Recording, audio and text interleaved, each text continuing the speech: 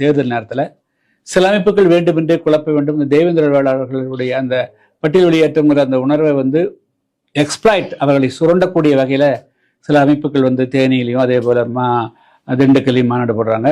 இதுக்கும் புதிய தமிழகத்துக்கும் எந்த விதமான தொடர்பு கிடையாது. தேவேந்திர மக்கள் இப்பொழுது அந்த கோரிக்கையை முன்னிறுத்துவது 2026 சட்டமன்ற தேர்தலில் அரசியல் அதிகாரத்தை நோக்கி அனைவரும் ஒன்றுபட வேண்டும் என்பதிலிருந்து அது திசை மாறி போயிடும். அதனால புதிய தமிழகம் கட்சி 2026 ஆண்டு சட்டமன்ற தேர்தலை பொறுத்த மட்டிலும் ஆட்சி அதிகாரத்தில் பங்கு பெறுவது, கணிசமான வெற்றிகளை பெறுவது என்ற நோக்கத்தோடு மட்டுமே நாங்கள் இந்த தேர்தலை அணுகிற காரணத்தினால தேவேந்திர வேளாளர் மக்கள் பொய்யா பிரச்சாரம் பண்ணி இந்த நேரத்தில் சில பேர் தங்களுக்கு ஒரு களத்தை உருவாக்குவதற்காக இந்த மக்களை திசைப்பதற்கு அவர்கள் யாரும் இரையாகிவிட வேண்டாம்.